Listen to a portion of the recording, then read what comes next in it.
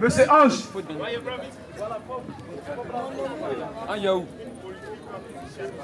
Monsieur Michael.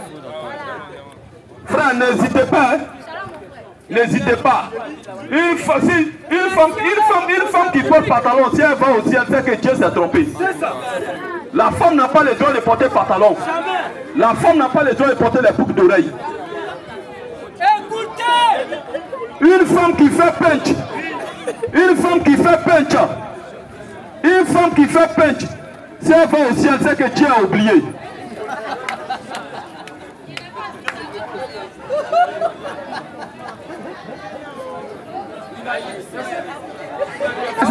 Toi, tu es femme, tu fais rang Congo. C'est quoi ça? Tu fais téton. C'est quoi ça? Tu viens d'où comme ça? Tu viens d'où? Une femme qui porte un mini-jupe, elle ne peut pas aller au ciel.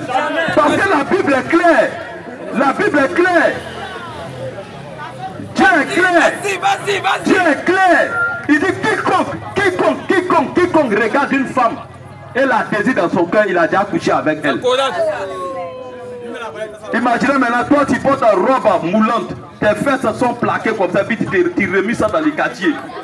Et tous les garçons qui te regardent, ils ont déjà couché avec toi.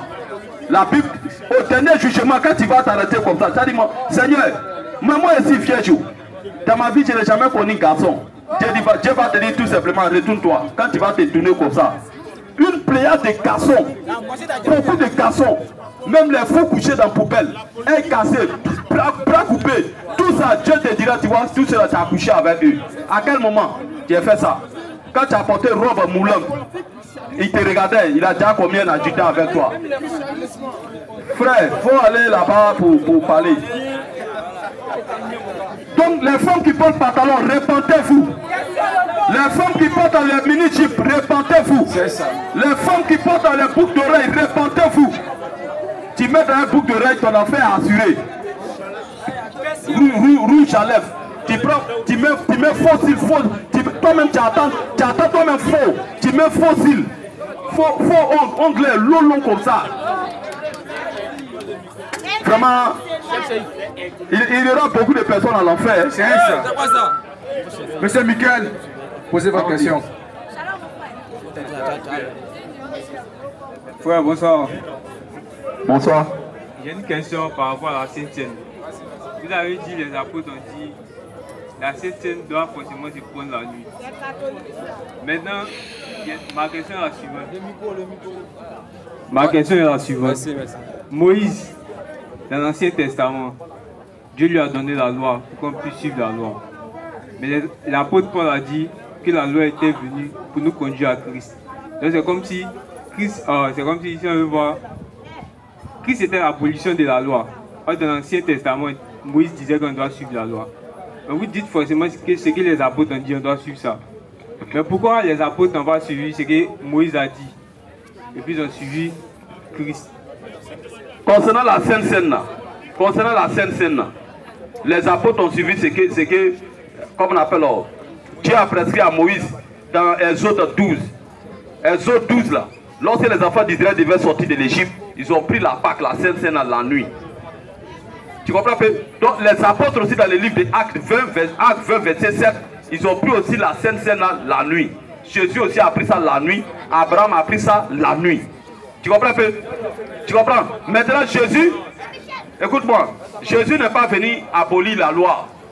Jésus est venu accomplir la loi. Or là, ce que la loi dit dans le livre de Romains 13, 8. Romains 13, 8, si je ne me trompe pas. Romains 13, verset 8, si je ne me trompe pas. Oui, oui. C'est ça. Écoute, allons-y frère. Écoute ce que Romains 13, 8 le dit. Toute la loi là est résumée dans une seule loi. Allons-y frère. Romains 13, 8. Romains 13, 8. Ne devez rien à personne. Ne devez rien à personne. Si ce n'est de vous aimer les uns les autres. Si ce n'est de vous aimer les uns les autres. Celui qui aime les autres. Attends, écoute très bien ce qu'il dit. Celui qui aime les autres accomplit la loi. Il a accompli la loi. En effet, celui qui aime les autres là, il a accompli la loi. En effet, les commandements, tu ne commettras point d'adultère. Tu ne commettras point d'adultère. Tu ne tueras point. Tu ne tueras point. Tu ne déroberas point. Tu ne dois pas dérober. Et tu ne convoiteras point. Et tu ne dois pas aussi convoiter. Et ce qui paye encore à voir. Allons-y frère. C'est résume. Dans cette parole. À une seule loi. Dans cette parole. Tu aimeras ton prochain comme toi-même. Tu aimeras ton prochain comme toi-même. Dans un mot, voici l'accomplissement de la loi. L'accomplissement de la loi, c'est l'amour. Et c'est Jésus-Christ.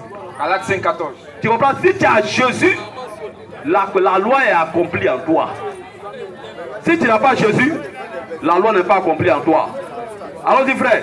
Galates 5. À Galates 5. Frère, vous avez été appelés à la liberté. Tu comprends?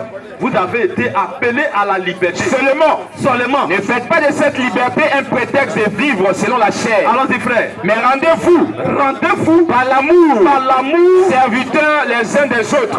Donc c'est ça l'amour, c'est ça la loi. Car toute la loi a été accomplie dans une seule parole. A été accomplie dans une seule parole. Dans celle-ci, tu aimeras ton prochain. Tu aimeras ton prochain comme toi-même. Voici la loi. Voici la loi. Donc un homme qui dit que la loi a été abolie. Matthieu 5:17. Voici la loi qui est là. Matthieu 5:17. C'est l'amour. Tu comprends pas non?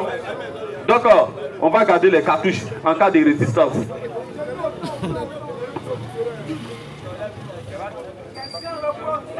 Au fait, je n'ai pas suivi ce que les apôtres ont dit. Puisque Dieu a donné la loi à Moïse.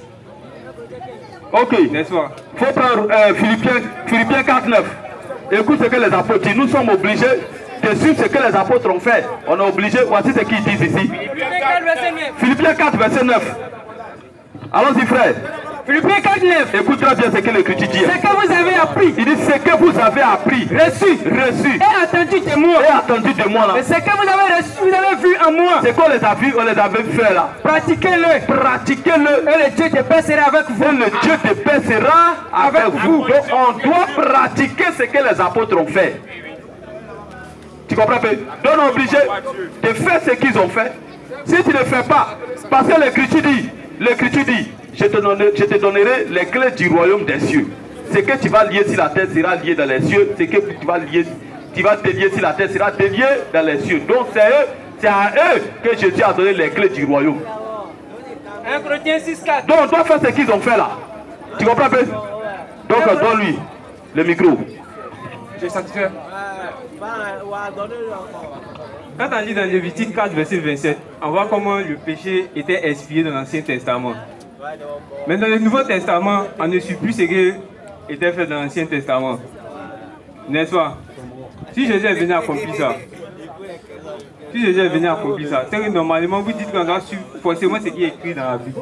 Mais on ne suit plus ce qui est écrit dans l'Ancien Testament. Bon, frère, écoute-moi très bien. On suit ça toujours parce que c'est que Dieu avait donné dans la loi là. Les animaux qui tuaient, lorsque tu pêches, tu as envoyé un agneau, on tue l'agneau, et il y a un sacrificateur là, qui est là, il prend l'animal, il rentre ça dans les lieux très saints pour aller offrir à Dieu. Tu comprends pas non? Oh, l'agneau qu'ils immolaient en ce temps-là, c'était l'image de Jésus-Christ qui devait venir mourir à la croix. Dieu avait prévu faire un sacrifice ultime. Tu comprends pas? En fait que ça là, ça s'arrête, on ne tue plus les moutons, tout ça là. Les moutons doivent se reposer un peu. Ils doivent se reposer. Tu comprends un peu? Donc, allons-y frère. Allons-y, Hébreux 10. En effet, la loi qui possédait une ombre des choses à venir. La loi là. C'était la loi qui possédait une ombre à venir, des choses à venir. Et non l'exacte représentation des choses. C'était pas l'exacte représentation des choses. Ne peut jamais, par les mêmes sacrifices qu'on offre perpétuellement. Oui, chaque année, amener les assistants à la perfection. Ça ne peut pas t'amener à la perfection. Autrement, mais allons-y, n'aurait-on pas cessé de les souffrir? Allons-y frère. Parce que ceux qui rendent ce culte, allons-y, étant une fois purifiés,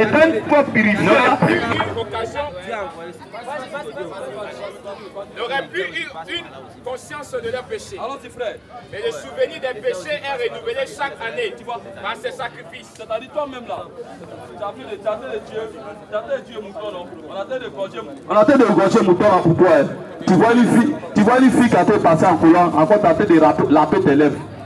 Car il est impossible que le sang des taureaux et des boucs. Il dit c'est impossible que le sang des taureaux et des boucs, oui, ôte les péchés. Ça ne pouvait pas ôter les péchés. C'est pourquoi Christ entrant dans le monde. Christ vient maintenant dans le monde. Dis, tu n'as voulu ni sacrifice, ni offrande, mais tu m'as formé un corps. Tu n'as agréé ni holocauste, ni sacrifice pour le péché. Alors j'ai dit, voici je viens. Dans le rouleau des livres, il est question de moi. Pour faire Dieu, ta volonté. Pour faire, Dieu, ta volonté. Donc, Jésus est venu accomplir ça pour nous. C'est fini. Dès qu'il pêche, je me mets en genoux, je me lève les yeux vers la croix. Seigneur, pardonne-moi, et tu pardonnes. Après avoir dit d'abord. Allons-y, frère. Et tu n'as agréé ni sacrifice, ni offrande, ni holocauste, ni sacrifice pour les péchés. Allons-y, frère. C'est qu'on offre selon la loi. Allons-y. Il dit ensuite, c'est qu'on offre selon la loi. Il dit ensuite, voici, je viens pour faire ta volonté. Il abolit ainsi la première chose. Il a aboli ainsi la première chose.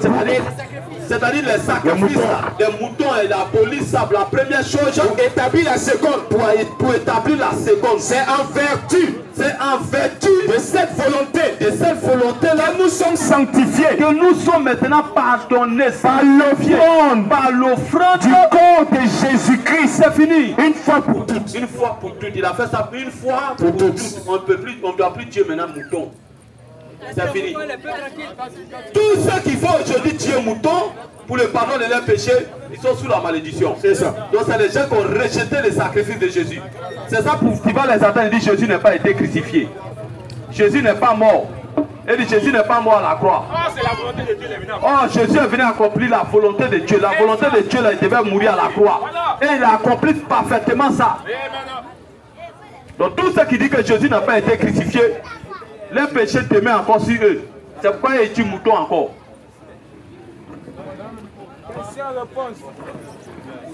C'est ça qui t'invite mon frère.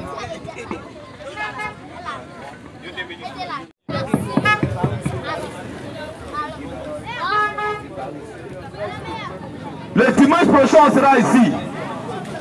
Tous ceux qui ont été baptisés au nom du Père, au nom du Fils et du Saint-Esprit, on vous a mouillé cadeau. C'est-à-dire le jour de vos baptêmes, ce qui vous restait seulement et vous manquez, c'était éponge et puis savon. Vous êtes partis vous laver. Vous n'avez pas été jamais baptisé.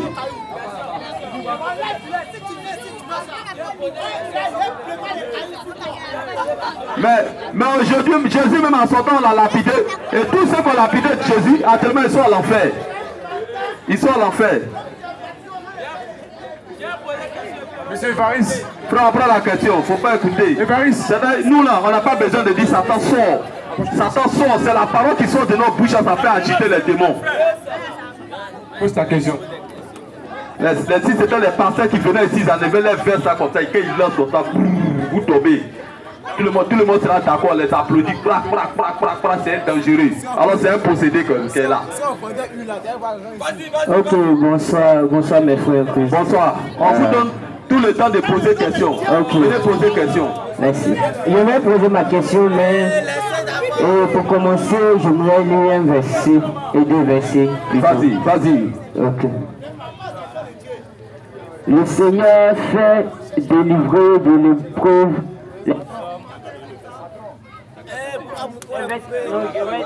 Bon, 2 Pierre. 2 Pierre. 2 Pierre, verset 2. Et 2 Pierre 2, verset 9. Écoutez, question-réponse. Donc, le Seigneur sait délivrer de l'épreuve les hommes pieux et réserver les injustices pour être punis au jour du jugement. Ok. Je viens pour la dernière lecture. Ne jugez point, afin que vous ne soyez point jugés.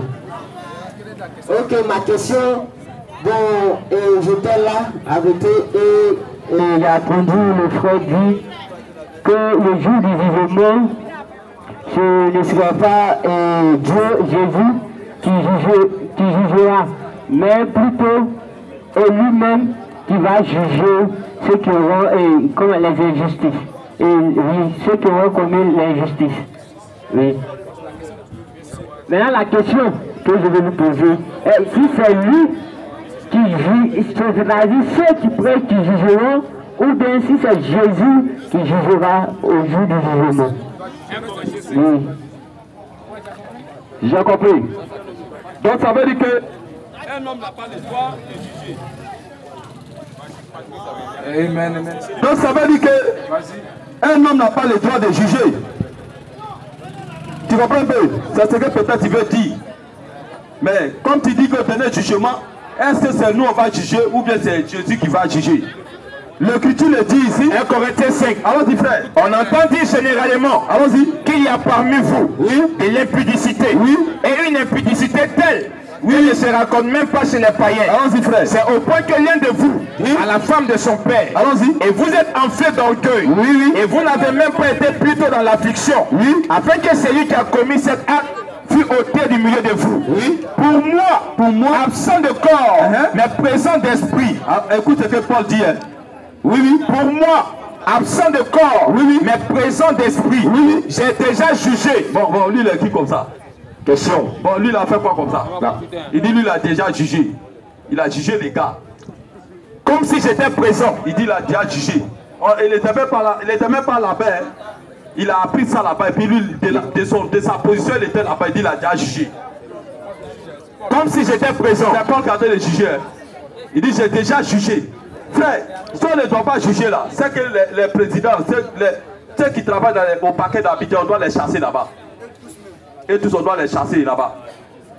L'Écriture dit, si je ne me trompe pas bien, il dit, les saints jugeront le monde. Les saints jugeront le monde. Tu comprends un peu? Donc, Dieu n'a jamais dit, quand Dieu dit, tu ne jugeras point. 1 Corinthiens 6 premier. Il explique, allons dit frère. Quelqu'un de vous, oui, oui, lorsqu'il a un différend entre un autre, oui, ose-t-il plaider devant les injustes, allons-y frère, et non devant les saints? Allons-y frère. Ne savez-vous pas? Attention, il dit, écoute très bien ce qu'il dit. Ne savez-vous pas? Il dit, ne savez-vous pas que les saints jugeront le monde? Les saints jugeront le monde. Les saints vont faire quoi? Juger le monde. Tu vois? Les saints vont juger le monde. Et si c'est pas vous, si c'est pas vous que le monde est jugé, tu vois? Êtes-vous indigne de rendre le moindre jugement? C'est par nous que le monde est jugé. C'est ça. Pendant qu'on prêche l'évangile, le monde est jugé comme ça. Le monde est jugé comme ça. Ne savez-vous pas que nous jugerons les anges? Il dit, attention, il dit même on va juger même les anges. Et nous ne jugerons pas, à plus forte raison, les choses de cette vie. Tu vois? C'est ce que l'Écriture dit. Hein. C'est quand au dernier jugement. Non, il n'a pas bien compris, il faut répondre. Tu n'as pas bien compris la partie là. Bon, donne-lui le micro, on va l'écouter un peu, ce qu'il veut dire. La question. Excusez-moi, mais la question que j'ai posée, il a dit, comme il est écrit dans l'Apocalypse, que le jour du jugement, qu'on avait sonné la trompette, tout ça. Donc, je parle du le jour du jugement. Le jour du jugement? Oui. Le jour du jugement? Oui. Quand il lit Apocalypse, oui, Jésus reviendra avec l'épouse. Oui. Tous ceux qui partiront dans l'enlèvement, il reviendra avec eux. C'est avec eux qu'il va porter le jugement et ils seront là. Maintenant, là, c'est lui qui juge. Frère, le jugement là, écoute-moi très bien. Le jugement là se passe maintenant. Ça doit se passer comme ça. Au trône blanc, c'est la condamnation. Voilà l'enfer. Tu comprends? Le jugement se passe comme ça. Jésus dit prêcher la bonne nouvelle. Celui qui croira et qui sera baptisé sera sauvé. Celui qui ne croira pas sera condamné. C'est le jugement qui se passe comme ça là. Tu vois ça simple comme ça, c'est simple. Tu vois ça simple. C'est le jugement qui se passe comme ça. Tu penses que ceux qui sont à l'enfer là-bas, quand ils vont apparaître devant le trône blanc là, ils vont aller encore au paradis.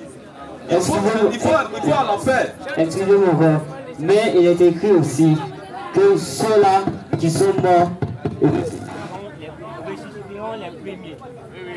Voilà, ceux-là qui sont morts ressusciteront en Christ. Ceux qui sont morts ressusciteront les premiers et seront jugés, n'est-ce pas? Ils ne seront pas jugés. Ils ne seront plus jugés. Ah, 2 Thessaloniciens 4. 1 Thessaloniciens 4, verset 15. 1 Thessaloniciens 4, verset. Question de pas public. 1 Thessaloniciens 4, 15. Allons-y, frère. Voici en effet. Écoute. Voici en effet. Ce que nous vous déclarons. Ce que nous vous déclarons. D'après la parole du Seigneur. D'après la parole du Seigneur. Nous les vivons. Nous là. C'est sa promesse qu'on attend. Allons-y, frère. Nous les vivons. Nous les vivons. Nous restons pour l'avènement du Seigneur. Restez pour l'avènement du Seigneur. Nous ne dévancerons pas ceux qui sont morts. Non, on ne va pas dévancer ceux qui sont morts. Car le Seigneur lui-même a un signal donné. À la voix d'un Akan. Et au son de la trompette de Dieu. Descendra du ciel. Et les morts en Christ. Ressusciteront premièrement. Ensuite, nous les vivons. Qui seront restés. Nous serons tous ensemble. Enlevés avec eux sur des nuées. Tu vois, si la terre, il y a les gens qui ne vont pas mourir, qui ne vont pas connaître la mort. Ils vont partir au ciel vivant. À la rencontre du Seigneur dans les airs. Les gens disent que Jésus va descendre sur la terre pour marcher encore sur la terre. Il va venir, d'autres disent qu'il va aller diriger la prière à la mosquée. C'est dans quelle mosquée il va aller diriger prière. Il va venir mourir. Il va venir tuer l'antichrist. Il va se marier. Il va venir se marier. C'est faux. Jésus revient bientôt. Ses pieds ne toucheront pas la terre. Il sera suspendu dans les airs. Et il va aspirer tous ceux qui ont le Saint-Esprit. Il va les aspirer, tous ils vont les rencontrer dans les airs et puis il va partir. Son prochain retour, c'est le jugement. Quand il va revenir, quand il va partir avec l'église, quand il va revenir, c'est le jugement. Dès qu'il quitte avec l'épouse de la terre, la troisième guerre mondiale éclate. Alors que nous sommes, écoutez-moi très bien. Nous sommes à 2 doigts de la troisième guerre mondiale. Et l'événement qu'on vient de lire, ça va se produire d'un moment à l'autre. Ça peut se passer cette nuit même. Ça peut se produire cette nuit même. Les temps sont finis. Les temps sont finis. Les temps sont finis. Donc frère, voici un peu ce que je peux te dire. Non, frère. Ok, que Dieu vous bénisse. Non. On va là. On va pas dire, on va prendre. On va loin.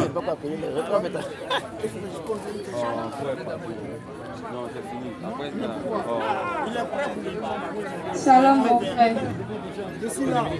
Shalom sœur, que Dieu te bénisse. Moi c'est Jenima.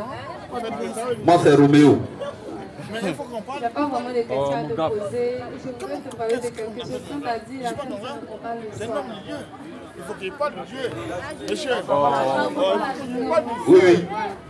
Moi, je pense que tu dis, mais... Tu es d'accord? Je suis d'accord. Amen. Mais prends ton baptême alors. Pour préciser, t'as dit quoi? Jette-moi au dehors. Pour préciser, t'as dit parce qu'on a nombreux ici, je comprends facilement, mais pas les autres. T'as dit, on ne prend pas le ça, c'est comme si à 13 on peut brûler, alors qu'à l'école, on a 3 manières de saluer. Il y a bonjour, bon après-midi et bonsoir. Donc quand tu parles du soir, là, pour préciser l'heure, parce que quelqu'un va prendre la Sainte Seine à 13h. C'est-à-dire le soir. Voilà. Ok, que Dieu te bénisse. La Sainte Seine se prend la nuit. Ça se prend la nuit. Tu comprends bien, non? Par exemple, allons-y frère, 1 Corinthiens 11, verset 23. 1 Corinthiens 11, verset 23. Verset 23. Allons-y frère. Car j'ai reçu du Seigneur. Quand j'ai reçu du Seigneur, ce que je vous enseignais. Ce que je vous ai enseigné. Non, on est prêt à partir. Il y a toutes des questions à là. Allons-y, frère. Quand j'ai reçu du Seigneur, c'est que je vous enseigne. C'est que je vous ai enseigné. C'est que le Seigneur Jésus, dans la nuit, tu vois, le Seigneur Jésus, dans la nuit où il fut livré, prit du pain. Et après avoir rendu grâce, le rompu, et dit, ceci est mon corps, qui est rompu pour vous. Faites ceci en mémoire de moi. Tu comprends? Donc c'était la nuit. Tu comprends? Donc on dit la Sainte Seine. Quand on dit Sainte Seine, la Sainte Seine signifie repas du soir. Donc c'était la nuit qu'ils ont pris la Sainte Seine. Donc toutes les églises qui prennent ça à 10h à midi, c'est un petit déjeuner. Non. Quand on dit, c'est ça, on dit. Quand on dit le soir là, la Bible nous indique le temps maintenant, c'est la nuit. C'est la nuit. C'est pas à 13h.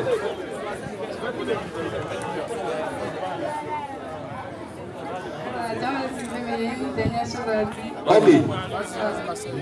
Quand tu prêchais, moi quand j'écoute, je veux qu'on approfondisse. J'ai entendu quand tu prêchais, l'église est la femme.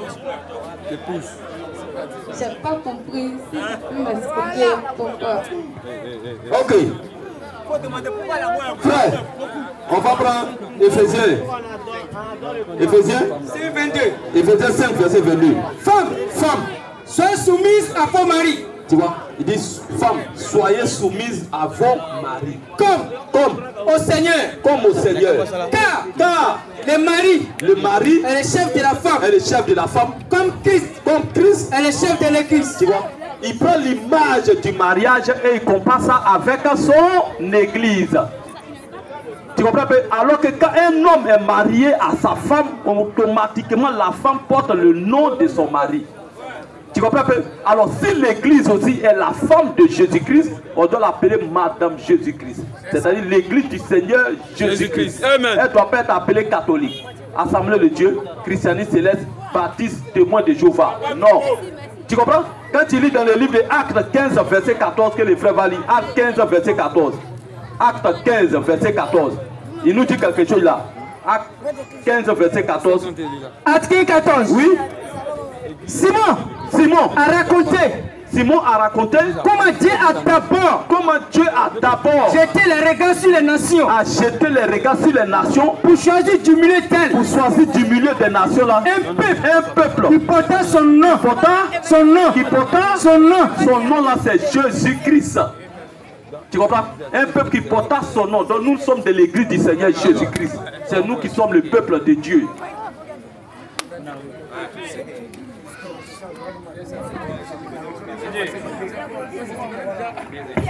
Que Dieu vous... je vais vous dire quelque chose. Patientez au moins quelques minutes. Écoutez. Au moins quelques minutes. Oui, vous allez parler. Mais quelques minutes. Quelques minutes.